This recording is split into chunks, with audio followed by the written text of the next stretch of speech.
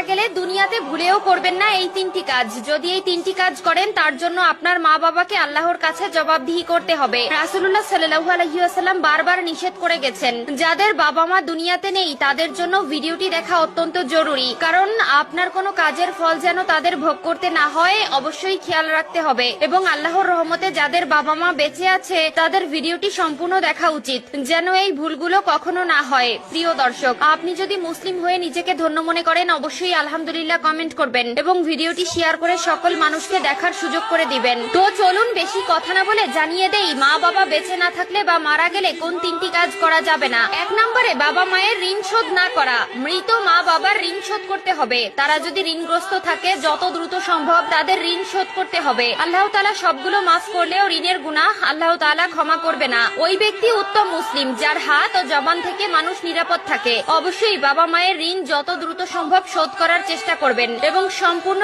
ঋণ শোধ করে দিবেন। 2 নম্বরে হাউমাউ করে কান্না করা যাবে না। বুখারী শরীফে এসেছে 1226 নম্বর হাদিসে বলা হয়েছে, তাহলে সে মৃত ব্যক্তির কবরে শাস্তি দেওয়া হবে। যদি আপনি হাউমাউ করে কান্না করেন, চিৎকার করে কান্না করেন, অনেকেই গড়াগড়ি করে কান্না করে, অনেকে নিজেকে নিজে আঘাত করে, পাগলের মতন আচরণ করে। খবরদার, এই ভুলগুলো করা যাবে না। আল্লাহ তাআলা আপনার আপনজন নিয়ে আপনাকে পরীক্ষা করবেন। অবশ্যই কষ্ট লাগে যে বাবা মা এত মায়া মহব্বত করে। বাবা মা মারা গেলে দুনিয়াতে ভুলেও করবেন না এই তিনটি কাজ। যদি এই তিনটি কাজ করেন তার জন্য আপনার মা বাবাকে আল্লাহর কাছে জবাবদিহি করতে হবে। রাসূলুল্লাহ সাল্লাল্লাহু আলাইহি ওয়াসাল্লাম বারবার নিষেধ করে গেছেন, যাদের বাবা মা দুনিয়াতে নেই তাদের জন্য ভিডিওটি দেখা অত্যন্ত জরুরি, কারণ আপনার কোনো কাজের ফল যেন তাদের ভোগ করতে না হয় অবশ্যই খেয়াল রাখতে হবে। এবং আল্লাহর রহমতে যাদের বাবা মা বেঁচে আছে তাদের ভিডিওটি সম্পূর্ণ দেখা উচিত, যেন এই ভুলগুলো কখনো না হয়। প্রিয় দর্শক, আপনি যদি মুসলিম হয়ে নিজেকে ধন্য মনে করেন অবশ্যই আলহামদুলিল্লাহ কমেন্ট করবেন এবং ভিডিওটি শেয়ার করে সকল মানুষকে দেখার সুযোগ করে দিবেন। তো চলুন বেশি কথা না বলে জানিয়ে দেই মা বাবা বেঁচে না থাকলে বা মারা গেলে কোন তিনটি কাজ করা যাবে না। 1 নম্বরে বাবা মায়ের ঋণ শোধ না করা।